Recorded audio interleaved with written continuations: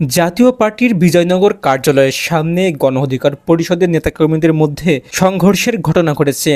এতে সাংবাদিক সহ বেশ কয়েকজন আহত হয়েছে। পরিস্থিতি মোকাবেলায় সেনাবাহিনী ও পুলিশ মোতায়েনের পর ফের সংঘর্ষ বাধলে নুরুল হক নূর গুরুতর আহত হন। এতে গণমাধ্যম কর্মী নুরুর রাশেদ সহ অন্তত 50 জন আহত হয়েছে বলে জানা গিয়েছে।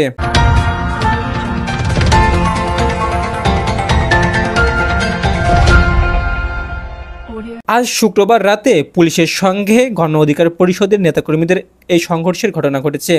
প্রত্যক্ষদর্শীরা জানান, এই ঘটনার পর আশেপাশে এলাকায় উত্তেজনা বিরাজ করছে। পরিস্থিতি মোকাবেলায় সেনাবাহিনী ও পুলিশ মোতায়েন করা হয়েছে। অন্যদিকে গণ অধিকার পরিষদের নেতা নুরুল হক নুরু গুরুতর আহত হয়ে হাসপাতালে চিকিৎসাধীন রয়েছে।